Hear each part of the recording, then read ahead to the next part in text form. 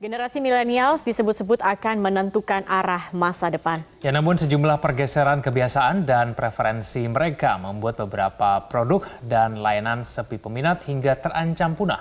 Seperti apa disrupsi yang diakibatkan oleh kebiasaan milenial? Berikut ini informasinya untuk Anda.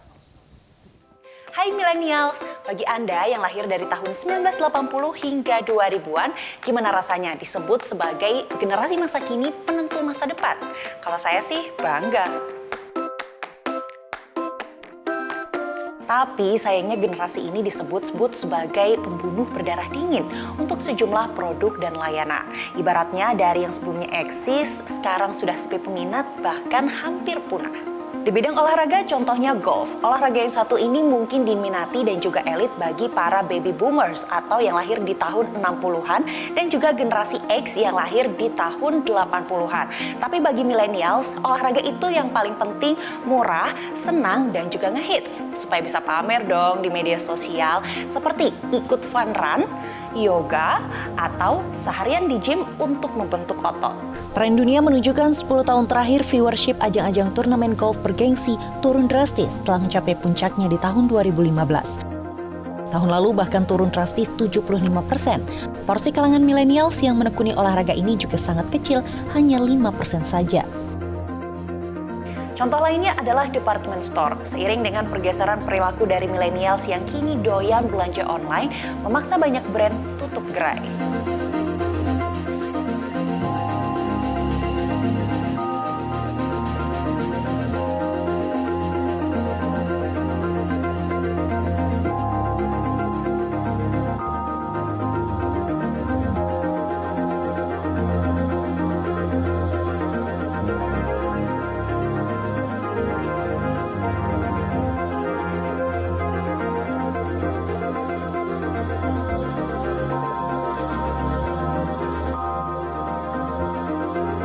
Selain itu, para millennials juga kini tidak lagi heboh untuk berbelanja barang. Mereka biasanya akan lebih banyak berinvestasi untuk segala hal yang berbau pengalaman, mulai dari traveling hingga nongkrong untuk meningkatkan kehidupan sosial.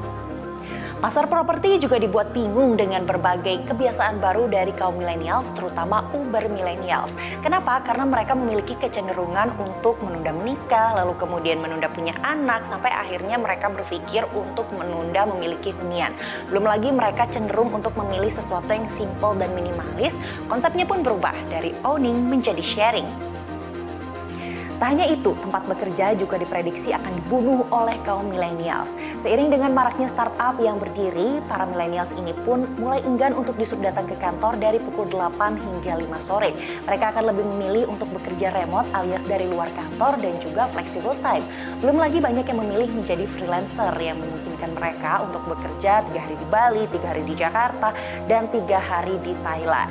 Istilah kerennya workation atau bekerja sambil berlibur.